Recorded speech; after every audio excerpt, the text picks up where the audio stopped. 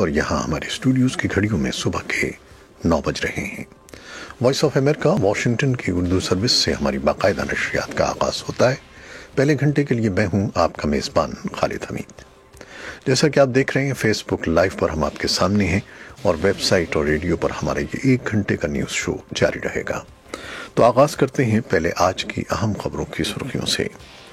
افغانستان کے مغربی صوبے ہرات کی 2 مختلف فوجی چوکیوں پر طالبان کے حملے میں افغان فوج کے 14 اہلکار ہلاک ہو گئے ہیں۔ پاکستان کے وزیر اعظم عمران خان نے کہا ہے کہ وہ نہیں چاہیں گے کہ پاکستان پیسے کے عوض کسی دوسرے ملک کی جنگ لڑے۔ پشتون تحفظ تحریک کے رہنماؤں اور حامیوں نے پاکستانی فوج کے ترجمان کے پی ٹی ایم کے خلاف بیان کو دھمکی قرار دیتے ہوئے اس پر سخت رد عمل ظاہر کیا ہے، اور سپریم کورٹ نے اسلام آباد کی احتساب عدالت کو سابق وزیر اعظم نواز شریف کے خلاف قومی احتساب بیورو کی جانب سے دائر ریفرنس کا فیصلہ 24 دسمبر تک سنانے کا حکم دیا ہے۔ فرانس ملک بھر میں پرتشدد احتجاجوں کے ایک اور سلسلے کو روکنے کے لیے 89,000 پولیس اہلکار تعینات کر رہا ہے، اور یمن کے بارے میں اقوام متحدہ کی ثالثی میں ہونے والی بات چیت کے ثالثکار مارٹن گرفٹس نے اسٹاک ہوم میں ایک نیوز کانفرنس میں بتایا ہے کہ دونوں متحارب گروپوں کو مذاکرات کی میز پر لانا ایک اہم سنگ میل ہے، اور دونوں متحارب گروپوں نے جمعرات کے روز ہزاروں قیدیوں کے تبادلے پر اتفاق کیا ہے۔ چینی ٹیلی کام کی ایک بہت بڑی کمپنی کی چوٹی کی سربراہ کو ممکنہ طور پر امریکہ کے حوالے کیا جا سکتا ہے، جن پر جمعے کے روز ضمانت کی درخواست پر کینیڈا میں سماعت ہو رہی ہے۔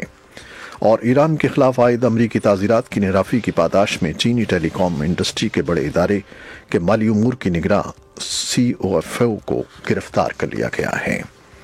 وائٹ ہاؤس کے ذرائع کا کہنا ہے کہ صدر ڈونلڈ ٹرمپ نے امریکی محکمہ خارجہ کی ترجمان ہیدر ناورٹ کو اقوام متحدہ میں امریکہ کا نیا سفیر نامزد کرنے کا فیصلہ کیا ہے۔ یہ تھیں شہ سرخیاں، اور تفصیل کچھ دیر کے بعد۔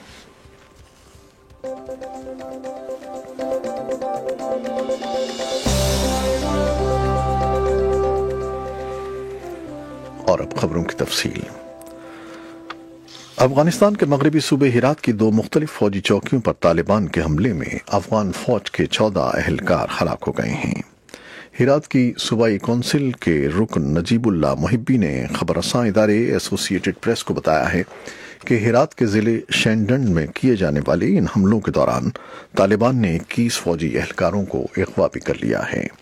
انہوں نے بتایا کہ حملے جمعرات کی شب دونوں چوکیوں پر ایک ساتھ کیے گئے تھے، جس کے بعد لڑائی کا سلسلہ 6 گھنٹے تک جاری رہا۔ ان کے بقول فوج کی مزید قوت پہنچنے کے بعد طالبان جنگجو پسپا ہو گئے، لیکن وہ اپنے ساتھ کم از کم 21 فوجی اہلکاروں کو یرغمال بنا کر لے گئے۔ تاہم افغان وزارت دفاع کے ترجمان غفور احمد جاوید نے کہا ہے کہ حملے میں صرف 10 فوجی اہلکار ہلاک اور زخمی ہوئے ہیں۔ شینڈنڈ کی ضلعی انتظامیہ کے سربراہ حکمت اللہ حکمت نے کہا ہے کہ چوکیوں پر حملہ کرنے والے طالبان جنگجوؤں کی تعداد 200 کے لگ بھگ تھی، جو راکٹوں اور مشین گنوں سمیت بھاری اسلحے سے لیس تھے۔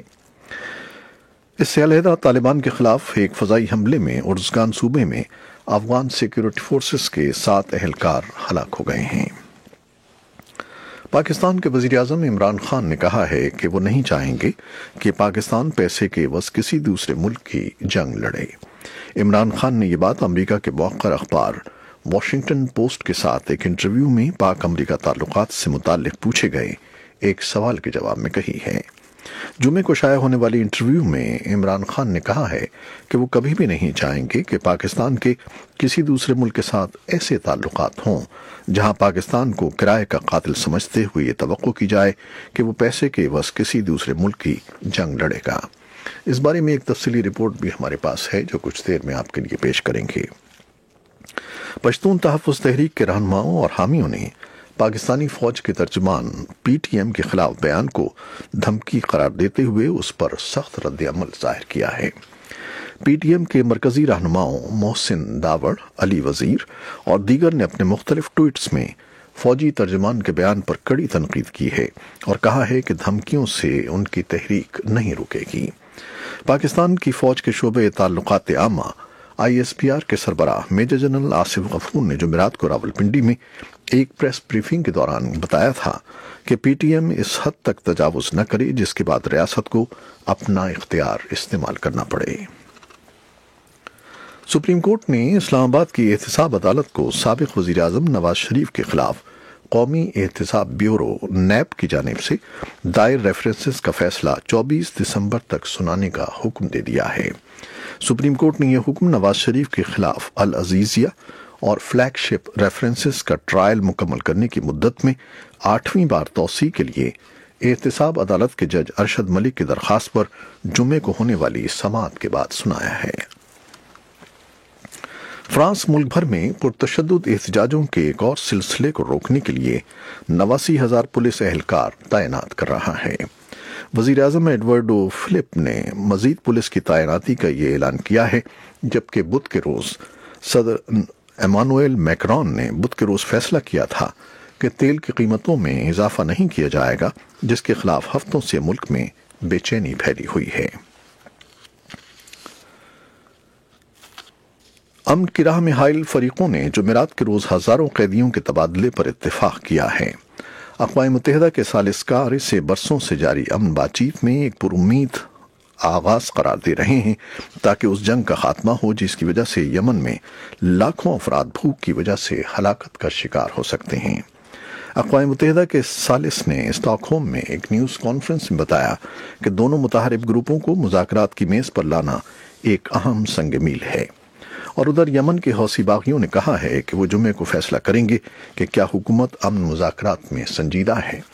باغیوں کے ترجمان نے عربی زبان کے ٹیلی ویژن نیٹ ورک کو بتایا کہ ہمیں دوسرے فریق سے بات چیت میں کوئی مسئلہ نہیں ہے، ہم یہ اندازہ لگائیں گے کہ اسٹاک ہوم بات چیت سنجیدہ ہے کہ نہیں۔ اقوام متحدہ کے ثالثی میں یہ امن مذاکرات جمعرات کے روز سویڈن کے شہر ریمبو میں شروع ہوئے تھے۔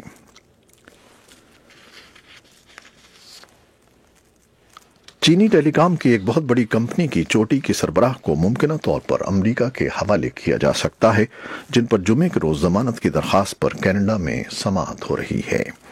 پولیس نے ایک امریکی وارنٹ پر مینگ وان جو کو ہفتے کے روز وینکوور ایئرپورٹ پر گرفتار کر لیا تھا۔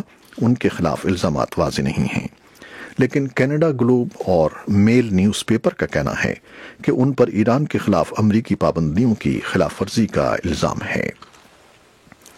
وائٹ ہاؤس کے ذرائع کا کہنا ہے کہ صدر ڈونلڈ ٹرمپ نے امریکی محکمہ خارجہ کے ترجمان ہیدر ناورٹ کو اقوام متحدہ میں امریکہ کا نیا سفیر نامزد کرنے کا فیصلہ کیا ہے۔ امریکی خبر رساں اداروں کے مطابق صدر ٹرمپ کی جانب سے ناورٹ کی نامزدگی کا اعلان جمعے کو متوقع ہے۔ ناورٹ کی تعیناتی امریکی سینٹ کی توثیق سے مشروط ہوگی اور سفارتکاری اور سیاسی معاملات کا کوئی تجربہ نہ ہونے کے باعث انہیں توثیق کے عمل کے دوران سینیٹرز کے سخت سوالات کا سامنا کرنا پڑ سکتا ہے۔ اور امریکی ایوان کے ریپبلکنز جمعے کے روز ایف بی آئی کے سابق ڈائریکٹر جیمز کومی سے بند کمرے میں انٹرویو کر رہے ہیں۔ جنوری میں جب ایوان پر ڈیموکریٹس کا کنٹرول ہوگا، ریپبلکنز کے لیے یہ آخری موقع ہے۔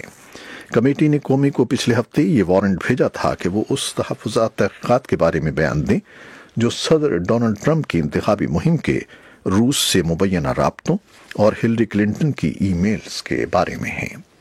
یہ تھیں وہ خبریں جو فیس بک لائیو پر ہم نے آپ کے لیے پیش کی۔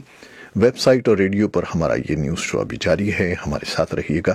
فیس بک لائیو سے اجازت لیتے ہیں، اللہ حافظ۔